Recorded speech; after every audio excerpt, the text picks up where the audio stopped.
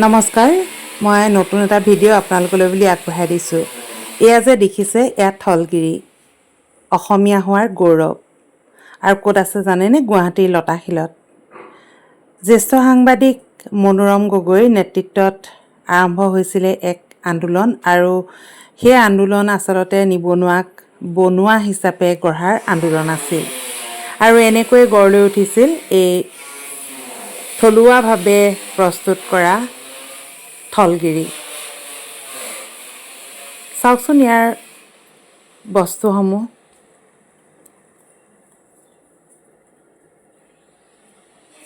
ইয়াত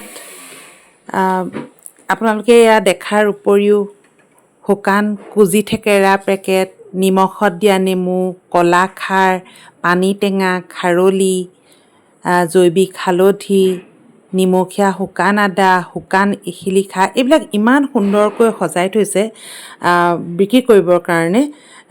একদম দেখিয়ে ভাল লাগি গৈছে। আৰু মই তাত কৈছিলোঁ মনোৰম দাক যে মই সৰুপথাৰৰ পৰা আহিছোঁ, কিন্তু মই কিনিছোঁ কি চিৰা, সান্দহ এইবিলাক। আৰু এইখন হ'ল মেনু। ইয়াত একদম অসমীয়া যিবিলাক হাঁহৰ মাংস, পাৰ মাংস এইবিলাকো পোৱা যায়। খুব ভাল লাগিল। আৰু থোৰতে কৈ থওঁ যে মনোৰম দাৰ কথা। মনোৰম দা এগৰাকী সকলোৱে জানেই, তেখেত এগৰাকী জ্যেষ্ঠ কৰ্মী সাংবাদিক, আৰু তেখেতে DY 365ৰ ডেপুটি এডিটৰ আছিল, আৰু অসম স্কুল অফ জাৰ্নেলিজিমৰো তেখেতে প্ৰতিষ্ঠা কৰিছিল। আৰু এনেকৈ তেওঁ এটা প্ৰতিষ্ঠান, থলুৱা খাদ্য সম্ভাৰৰ সামগ্ৰী, এয়া থলগিৰি।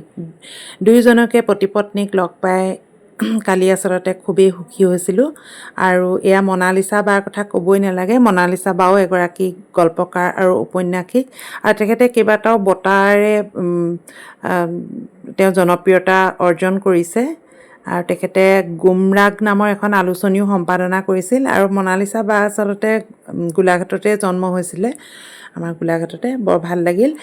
কালি এই দুগৰাকী ব্যক্তিক লগ পাই সঁচাকৈ বহুত দিনৰ পৰা লগ পাম বুলি ভাবি আছিলোঁ, কিন্তু আৰু সেইবাবেই কালি থলগিৰিলৈ গৈছিলোঁ। আৰু থলগিৰিত তেখেতসকলৰ লগত দুষাৰ কথা পাতিছোঁ, আৰু তেখেতসকলে সঁচাকৈ ব্যৱহাৰ খুব ভাল। আৰু সেইকাৰণে আৰু চাওকচোন, এয়া শুকান মাছ, এয়া মই কিনিছোঁ।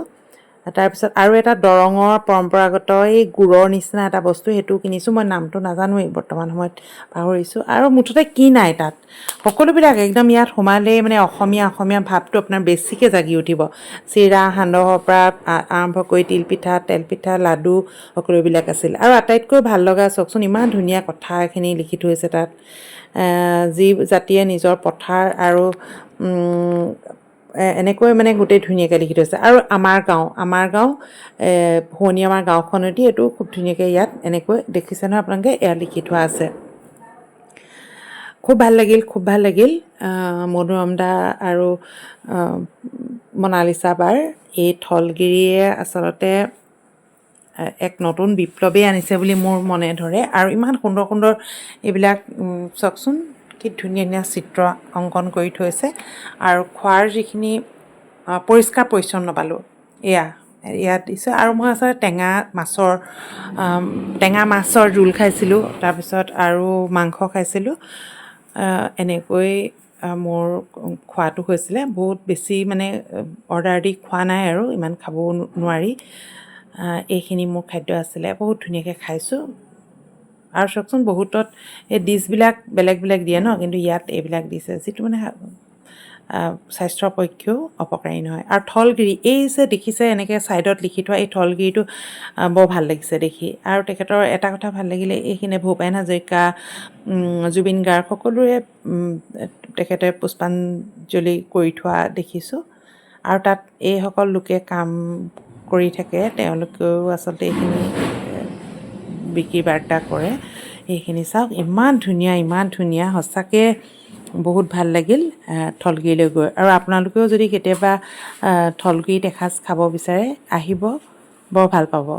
আৰু লগতে নিজেও বহুতখিনি বস্তু কিনি লৈ আহিব পাৰিব। এয়া সোমোৱাৰ আগতে এনেকৈ লিখি থোৱা আছিলে। আৰু আপোনালোকে মোৰ ভিডিঅ'টো চোৱাৰ বাবে ধন্যবাদ আপোনালোক সকলোকে।